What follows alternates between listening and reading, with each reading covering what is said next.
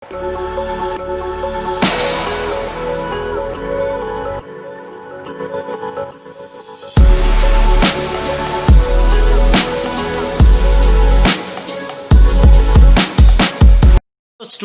welcome to the Physical Education Video Lectures channel.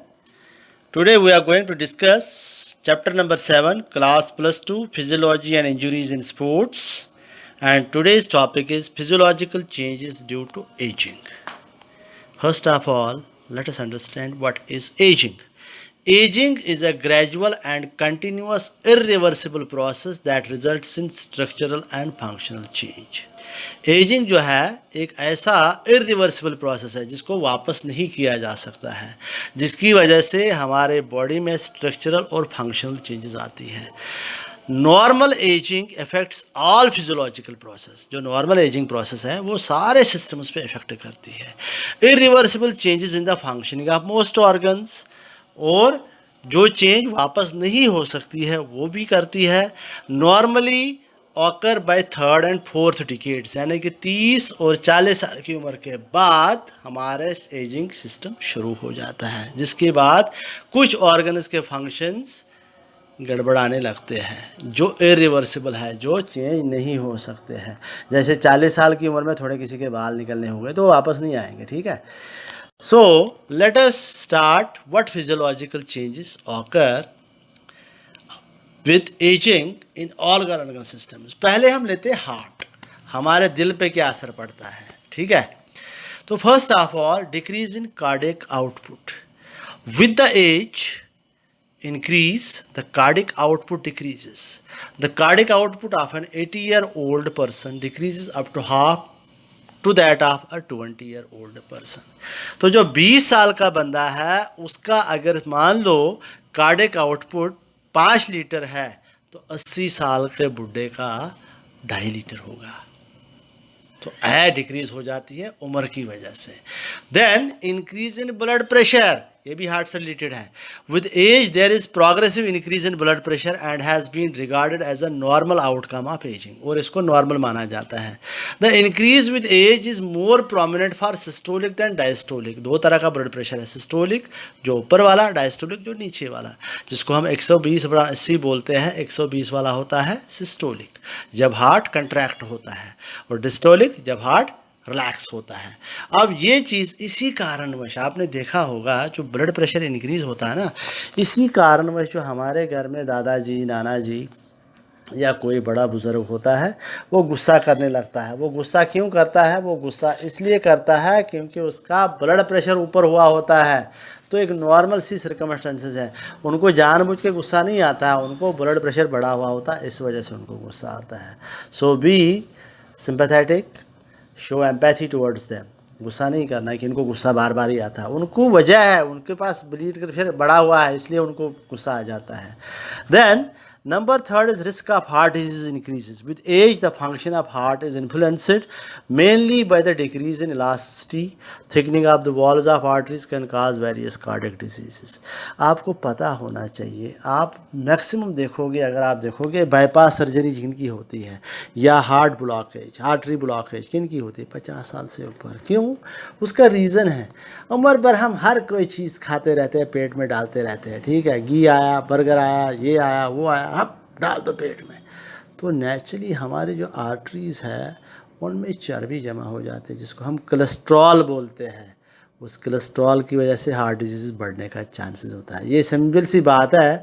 एक कोई pipe जो है नया है, एक पाइप यूज़ किया हुआ, तब पाइप जो यूज़ किया हुआ उसमें लीकेज वीकेज हो सकती है. तो उसी तरह जो बुढ़ापा हो जाता है उसमें हार्ट डिजीज़ का रिस्क बढ़ जाता है. अब उसके बाद हम आएंगे नेक्स्ट जो इफ़ेक्ट है हमारे रेस्पिरेटरी सिस्टम पे, यानी कि हमारे लंग्स पे क्या गड़बड़ होती है. Impaired gases exchange.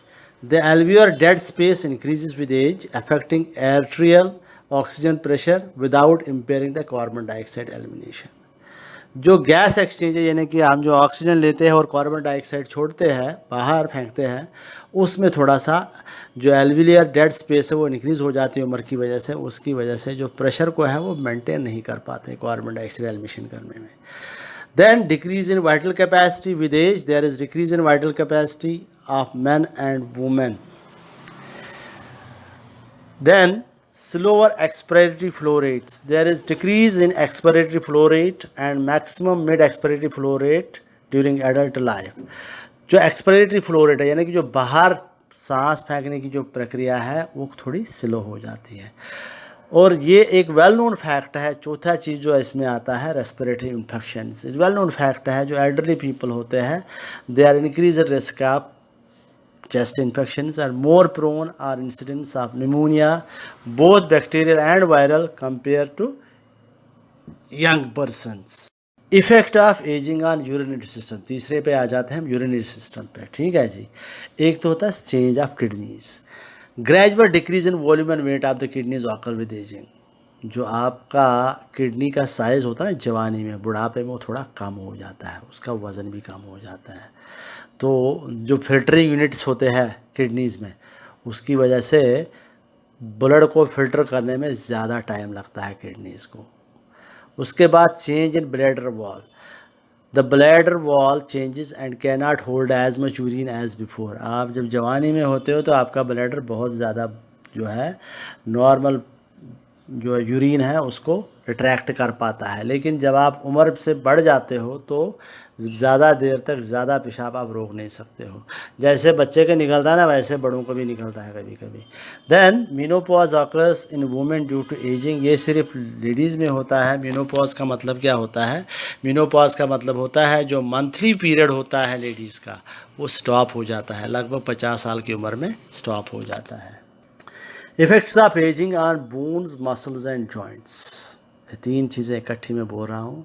Change in bone mass density. Bone mass density is lost as people age, specially in women after menopause.